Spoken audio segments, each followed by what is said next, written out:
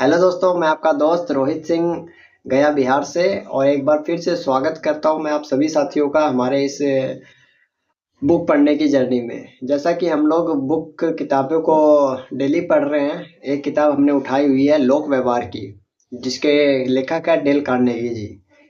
किताबों को पढ़ने से हम लोग को बहुत कुछ मिल रहा है, बहुत जानकारी मिल रही है और अच्छी-अच्छी चीज़ें मिल रही है, अच्छी गाइडलाइन मिल रही है कि हमें अपने जीवन में जो हमें ईश्वर परमात्मा द्वारा मिला हुआ जो जीवन है, इस जीवन में हम ऐसे क्या करें कि हमारी कामयाबी कुछ ही समय में पूरी हो जाए। तो हम लोग चलते हैं, जैसा कि अभी देखिए हम लोग अब ज़्यादा देरी नहीं करते हुए हम अपनी रीडिंग करेंगे स्टार्ट। और हम लोग ने कहाँ छोड़ा था इसको, एंड्रयू एंड्रयू कार्नेगी की सफलता का रहस्य क्या था, यहाँ पे हमने छोड़ा था और इससे अब आगे बढ़ेंगे। उन्हें स्टील किंग कहा जाता है, पर वे खुद स्टील के बारे में ज़्यादा नहीं जानते थे। उनकी कंपनी उनकी कंपनी में काम करने वाले सैकड़ों लोग स्टील के बारे में उनसे ज़्यादा जानते थे, परंतु कार्नेगी यह जानते थे कि लोगों के साथ व्यवहार किस तरह किया जाता है और इसी कारण वे इतने अमीर बन सके। बचपन से ही उनमें प्रखर संगठक शक्ति थी और उनमें नेतृत्व की प्रतिभा साफ झलकती थी। 10 साल की उम्र तक आते आते उन्होंने यह जान लिया था कि लोग अपने नाम को बहुत अधिक महत्वपूर्ण समझते हैं और अपने नाम से बेहद प्रेम करते हैं, और उन्होंने इस जानकारी का उपयोग लोगों की मदद हासिल करने में किया। उदाहरण के तौर पर बचपन में जब वे स्कॉटलैंड में थे तो उन्होंने एक मादा खरगोश को पाला। कुछ ही समय बाद उनके पास बहुत से छोटे-छोटे खरगोश हो गए, परंतु गरीबी के कारण एंड्रयू के पास खरगोशों को खिलाने के लिए कुछ भी नहीं था। तभी उनके दिमाग में एक जोरदार विचार आया। उन्होंने पड़ोस के लड़के लड़कियों को बुलाया और कहा कि अगर वे उसके खरगोशों को खाना खिलाएंगे तो बदले में वह उनके सम्मान में इन खरगोशों का नाम उनके नाम पर रख देगा। यह योजना जादू की तरह कामयाब हुई और कार्नेगी इस बात को कभी नहीं भूले।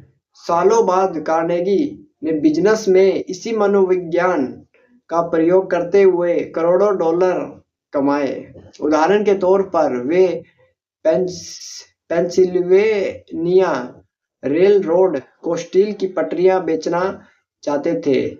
जे एडगर थॉमसन उस समय पेंसिल्वेनिया रेल रोड के प्रेसिडेंट थे, इसलिए एंड्रयू कार्नेगी ने पिट्सबर्ग में एक बड़ी स्टील मिल बनाई और उसका नाम रखा एडगर थॉमसन स्टील वर्क्स।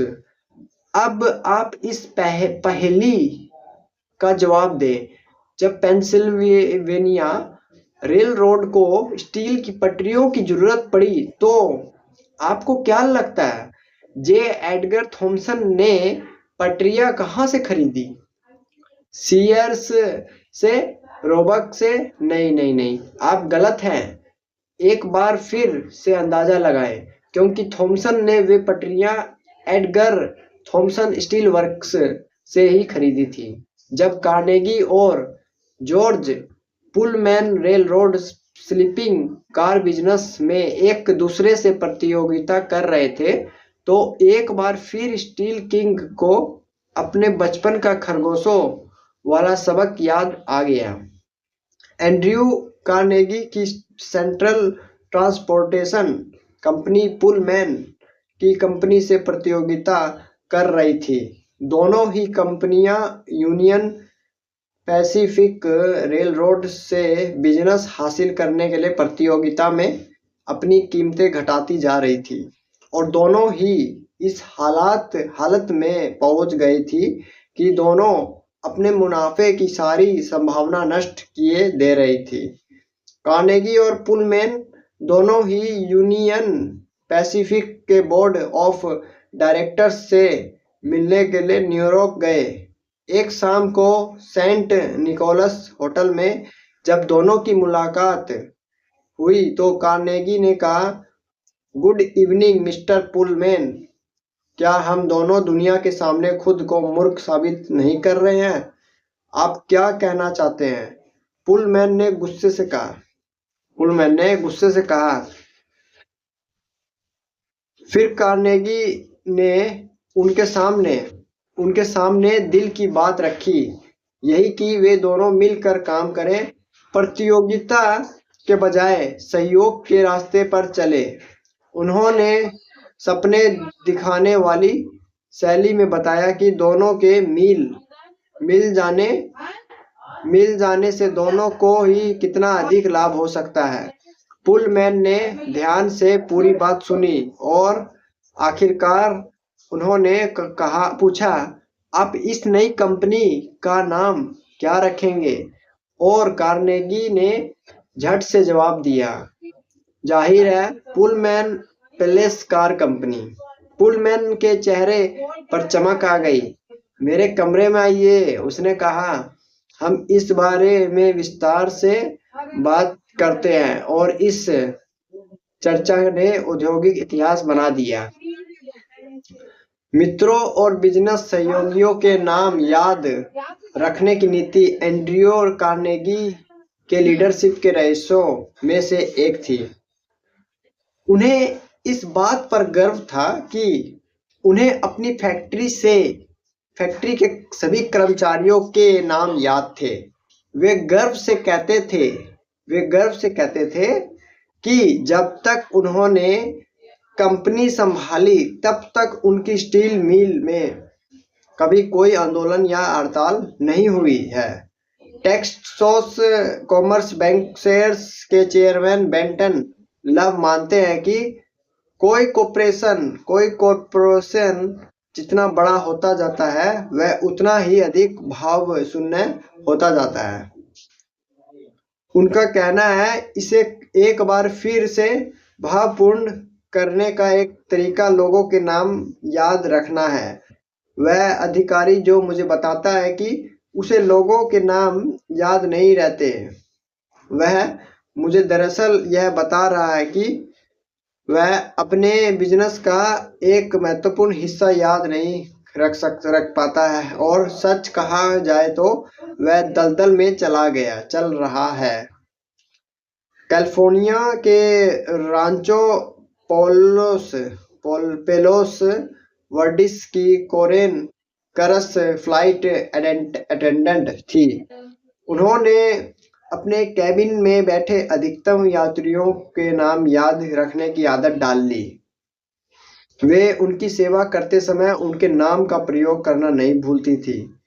इसका परिणाम यह हुआ कि यात्रियों ने उनकी सेवा की तारीफ उनके मुंह पर भी की और एयरलाइन से भी की। एक यात्री ने लिखा, मैं कुछ समय से TWA एयरलाइन से यात्रा नहीं कर रहा हूं, परंतु अब मैं TWA को छोड़कर दूसरी किसी एयरलाइन से यात्रा नहीं करूंगा। आप मुझे यह एहसास दिलाते हैं कि आपकी एयरलाइन एक व्यक्तिगत एयरलाइन है और यह मेरे लिए महत्वपूर्ण है। लोगों को अपने नाम पर इतना अधिक गर्व होता है कि वे इसे किसी भी कीमत पर अमर रखना चाहते हैं। यहाँ तक कि अभिमानी और कठोर पीटी बार्नम, जो अपने समय के महानतम शोमैन थे, इसलिए दुखी थे क्योंकि उनका नाम चलाने वाला कोई पुत्र नहीं था। उन्होंने अपनी पुत्री के बेटे CH सिले के सामने यह प्रस्ताव रखा कि अगर वह अपना नाम बदलकर बार्नम सिले रख ले तो वे बदले में उसे $25,000 देंगे। सदियों से अभिजात्य वर्ग की धनी लोग संगीतकारों, लेखकों और कलाकारों को आर्थिक सहायता इसलिए देते आ रहे हैं ताकि उनकी रचनाएं उनके नाम पर संप्रेषित की जाए। पुस्तकालयों और संग्रहालयों में ऐसे लोगों ने बहुत दान दिया जो यह सहन नहीं कर सकते थे कि उनका नाम मानवता के इतिहास से मिट जाए। तो दोस्तों यहीं पे हम लोग ब्रेक करते हैं इसको, और नेक्स्ट पढ़ेंगे यहीं से। ठीक है, तो कंटिन्यू साथियों, कंटिन्यू रीडिंग करिए, बुक्स रीडिंग कीजिए, चाहे कोई किताब आप पढ़ रहे हो कंटिन्यू पढ़िए, कंसिस्टेंसी लगातार पढ़िए। और हो सके तो अगर आपको कोई किताब चाहिए तो मैंने नीचे डिस्क्रिप्शन बॉक्स में लिंक डाल दिया साथियों, जो अमेजन पे जाके खुलेगा, जहां से आप ये ऐसी ऐसी पुस्तकें खरीद सकते हैं जो आपको जीवन में आगे बढ़ने में मदद करेगी। तो ठीक है साथियों, धन्यवाद। मिलते हैं नेक्स्ट वीडियो में इसी तरह की। धन्यवाद।